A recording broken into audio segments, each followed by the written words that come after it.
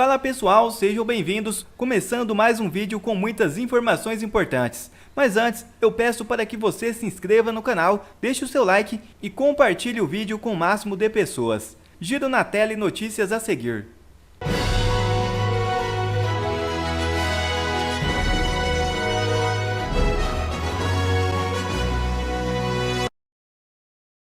Folha constata que PF infla diretoria com inquéritos contra Bolsonaro.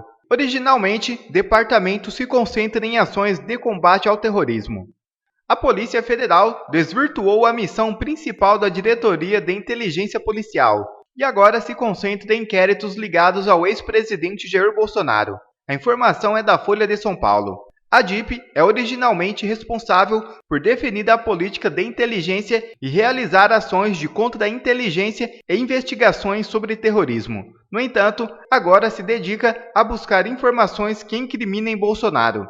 A diretoria da PF dedica-se prioritariamente às seguintes pautas: o chamado inquérito das milícias digitais, que investiga um suposto plano de golpe de Estado após as eleições de 2022, uma investigação sobre a suspeita de que Bolsonaro pode ter falsificado sua carteirinha de vacinação contra a Covid-19, o chamado inquérito das fake news, que apura notícias falsas e denúncias caluniosas e ameaças contra juízes da corte, o possível uso ilegal do sistema de monitoramento por integrantes da Agência Brasileira de Inteligência e as blitz montadas pela Polícia Rodoviária Federal no segundo turno das eleições presidenciais. Ademais, os delegados do setor foram incumbidos de investigar o caso que o ministro Alexandre de Moraes, do STF, teria sofrido hostilidade no aeroporto de Roma, na Itália. A história acabou se tornando um episódio de injúria. Ainda segundo a Folha, a PF tem um setor para conduzir ações que tramitam no Supremo, a coordenação de inquéritos nos tribunais superiores vinculados à Diretoria de Investigação e Combate ao Crime Organizado. De acordo com fontes da corporação ouvidas pelo jornal, a coordenação está esvaziada com poucos delegados. Isso tudo para se concentrar na Operação Lesa Pátria, com foco em organizadores e financiadores dos atos de vandalismo do 8 de janeiro de 2023. Outro foco gira em torno dos desvios de verba pública em obras custeadas com emendas parlamentares, como é o caso do ministro Juscelino Filho. Delegados disseram à Folha, sob sigilo, que o desvirtuamento da diretoria de inteligência gera desajustes entre os setores da PF, retirando relevância do departamento responsável pelas investigações. Em nota, a Polícia Federal afirmou que a mudança ocorreu a partir do entendimento de que normas internas permitem que casos sensíveis pudessem tramitar na Diretoria de Inteligência Policial sempre que for verificada a necessidade. Poderá a DIP ser designada para atuar em quaisquer casos. Ou seja, o que estamos vendo é que a Polícia Federal foi instrumentalizada pelo STF para perseguir a direita no Brasil. Se isso não é uma ditadura, eu não sei mais o que é.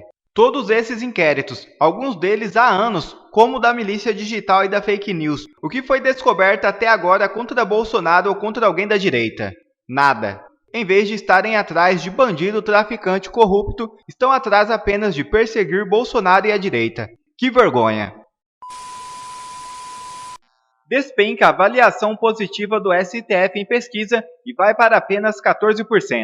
Em dezembro de 2022, após as eleições, a corte era avaliada como ótima ou boa por 31% da população, a maior taxa desde que o Poder Data começou a questionar em junho de 2021. Atualmente, esses percentuais caíram para 14%. Recentemente, o nosso divino semideus Alexandre de Moraes disse em um discurso, uma dessas entrevistas e discursos que eles adoram dar, de que o povo brasileiro aprova o STF, que o povo brasileiro confia no judiciário e na Suprema Corte brasileira. Bom, essa é uma das coisas, uns territórios inusitados que nós estamos entrando. Não só a rejeição do Lula hoje, após 1 ano e 6 meses, está batendo recorde para esse período no primeiro mandato de um presidente do Brasil, mas nós estamos entrando em um território novo, um território onde a população demonstra uma profunda rejeição à Suprema Corte Brasileira, ao STF. Obviamente que 80% ou 90% dessa rejeição está personificado nas pessoas de Alexandre de Moraes e Barroso, não podemos esquecer, mas principalmente Alexandre de Moraes, que inclusive recentemente mandou prender um pessoal aí, porque disse que essas pessoas estavam ameaçando ele, e ele é o Estado Democrático de Direito, e qualquer pessoa que ameaça a pessoa do Alexandre de Moraes está fazendo uma tentativa de abolição do Estado Democrático de Direito por meios violentos. Então, é uma democracia muito, muito relativa essa que a gente vive. E aí o Poder Data fez uma matéria, tá mexendo ali, o Poder Data fez uma pesquisa para perguntar para o povo o que eles acham do STF. Rapaz, eu vou te dizer uma coisa, nunca se viu um resultado tão absurdo quanto esse. Sob Lula, a avaliação positiva do STF despenca de 31% para 14%. Gente, preste atenção nisso aqui. Despencou mais da metade. Mais da metade. Vamos dar uma olhada no gráfico. Isso aqui é alarmante, ó. Avaliação do STF. Como você avalia o trabalho do Supremo Tribunal Federal? Vamos fazer uma análise aqui. Lá no início de 21, lá atrás, em 2021, estava 43% regular, 31% péssimo, ruim ou péssimo e 18% ótimo ou bom. Daí veio aqui no finalzinho de 22, lá por setembro de 22, 46% já era ruim ou péssimo, mas ainda tinha ali os seus 23% achando que era ótimo, 24% achando que era ótimo e bom. Olha como despencou a partir desse momento aqui, ó. Olha, despencou de dezembro do ano passado. Dezembro do ano passado para agora, em um período de 6 meses, ele caiu mais da metade. Isso aqui sim é despencar sem usar a palavra para, sei lá, sensacionalismo, né? Aumentou a rejeição no período de menos de 6 meses, tá? Isso aqui é em junho, né? Olha isso aqui, gente. Não, de dezembro de 2022, né? Então tá, então isso aqui é 1 ano e 6 meses. Em 1 ano e 6 meses caiu isso tudo, caiu 15%. Meu Deus, gente, isso aqui é coisa demais. Quanto? 17% caiu. 17%. E foi de 31 para 42, aumentou 11%. Cara, a distância, nunca se viu uma distância. Tá basicamente 30 pontos de diferença entre ruim e péssimo e ótimo e bom. 14%, gente, acha ótimo e bom ainda. Isso aqui é o povo Lula. Isso aqui é o melhor termômetro para você entender quais são os imbecis que ainda apoiam o Lula. São 14% do povo brasileiro. E aqui nós temos 42%. Isso aqui é uma rejeição que já está passando da metade do povo brasileiro. Daqui a pouco, se continuar desse jeito, em pouco tempo vai passar da metade. Aí, mas você imagina, nós temos uma instituição que se diz ser a democracia em si, e a maioria do povo brasileiro rejeita essa instituição. Então, democraticamente, essa instituição, já que a democracia é a vontade da maioria, você entende meu raciocínio, né? Se a democracia é a vontade da maioria e a maioria rejeita essa instituição, será que pela forma democrática o melhor a fazer seria que essa instituição não existisse mais? Porque senão não tem democracia. Isso aqui é um absurdo. Esse número é assustador. Essa avaliação do STF hoje. Nunca o ótimo bom esteve tão baixo. 14% apenas. E nós sabemos. Aqui um aviso para Carmen Lúcia, para todos os outros aí, tá? Todos. Alexandre de Moraes está destruindo a imagem da Suprema Corte. E em breve haverá eleições para senadores. Ninguém vai conseguir segurar o que esse novo Senado vai fazer. Assim, e quanto mais se tenta fazer algo para impedir que essas pessoas cheguem lá, maior vai ser o coice quando o novo Senado assumir. Não vai ter negociação, o novo Senado vai chegar com o pé na porta e vai fazer impeachment não só de um, mas de vários. Isso porque existe uma covardia generalizada por parte dos outros 10 que não estão agindo da forma que deveriam agir para resgatar a Suprema Corte brasileira. Vou falar mais nada. Vocês vão ver em 2026. O Alexandre de Moraes fez a sua despedida provisória do TSE. Eu digo provisória porque o ministro conseguiu uma espécie de puxadinho dentro da Justiça Eleitoral para monitorar e censurar o que ele e outros ministros chamam de fake news ou desordem informacional.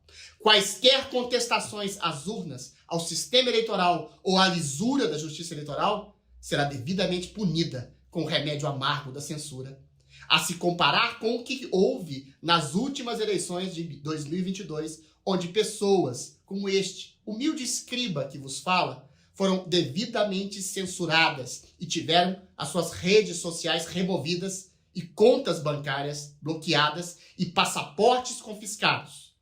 O tal puxadinho vai se chamar Centro Integrado de Combate à Desinformação. Desinformação será tudo que não seja a opinião corrente do próprio TSE. Pela defesa da democracia, uma opinião única, incontestável, adotada pela Justiça Eleitoral. A gente sabe que numa democracia, desde o início da sua base, quando Sócrates, Platão falaram na República, o diálogo era o instrumento para a perseguição da verdade. Uma tese, uma antítese e uma síntese do diálogo de duas, ou mesmo de milhões de pessoas, conferiam o esboço de verdade, que, por sua vez, sedimenta o melhor para todos, ou numa sociedade, ou numa república. No Brasil, de Alexandre de Moraes, a verdade pertence a ele e aos demais ministros do TSE e do STF. Demos então a palavra ao ilustre iluministro da verdade suprema, Alexandre de Moraes. Operação do discurso de ódio nas redes sociais. Isso não só pretende corroer a democracia, mas isso afeta a dignidade da pessoa humana. Isso aumentou o número de suicídios de adolescentes no mundo todo. É o bullying virtual. Isso vem levando a pessoas brigarem, amigos brigarem entre si, famílias brigarem entre si. Isso vem levando em vários locais do mundo populistas contrários à democracia a chegarem ao poder. No Brasil, não. No Brasil, é o Poder Judiciário, esse Tribunal Superior Eleitoral, apoiado pelos 27 tribunais regionais eleitorais, por todos os juízes eleitorais, membros do Ministério Público Eleitoral, apoiado pela Ordem dos Advogados do Brasil. Aqui no Brasil, nós mostramos que é possível uma reação a esse novo populismo digital extremista que pretende solapar as bases da democracia. De fato, pessoas não brigam mais. Se você brigar e não estiver do lado do STF e do TSE, você correrá o risco de ser censurado, arruinado financeiramente ou até mesmo preso. A briga acaba numa ditadura. E se você reclamar, será taxado de antidemocrático. O ministro fala de um discurso de ódio que tem levado pessoas ao suicídio até. Aonde? Lembra a fala do Flávio Dino, que comparou a direita brasileira a um maníaco que matava crianças a machadadas em creches e escolas. Alexandre de Moraes também disse que a liberdade de expressão não servia para crimes como, por exemplo, apologia ao nazismo, a tráfico de drogas ou coisa do tipo. Aonde, senhor ministro? Aonde as pessoas que foram presas ou censuradas ou arruinadas ou tiveram contas em redes sociais e contas em bancos bloqueadas cometeram tais crimes? Parece ser uma tática perversa de misturar criminosos terríveis e abomináveis com pessoas que simplesmente cometeram o pecado de emitir uma mera opinião não favorável à idoneidade dos iluministros da Justiça Eleitoral e do Supremo Tribunal Federal. No Brasil, não, disse o ministro. De fato, o Brasil se tornou um laboratório de uma ditadura do judiciário para o mundo, que não se encontra em nenhum outro canto do mundo civilizado e democrático. Justamente porque o Brasil não é mais uma democracia.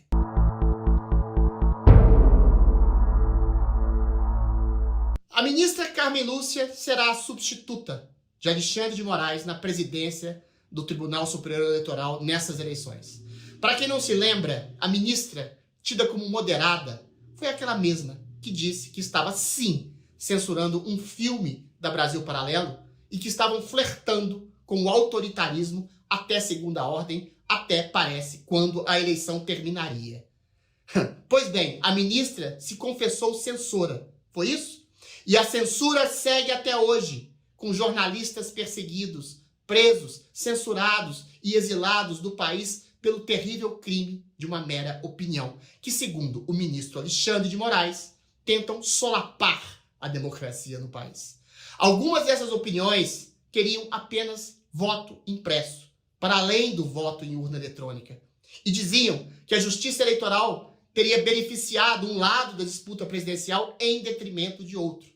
Vejam bem, soltaram Lula da cadeia para disputar a presidência da República. Proibiram imagens de Bolsonaro. Proibiram que Lula fosse chamado de ladrão, fosse chamado de defensor do aborto e apoiador de ditadores da América Latina que hoje são devidamente recebidos com tapete vermelho no Palácio do Planalto, por exemplo. Já dizer que Bolsonaro era um assassino, era um genocida, um nazista, era da ordem do que se pode chamar de sobra da liberdade de expressão. Vocês, então, façam a análise de vocês.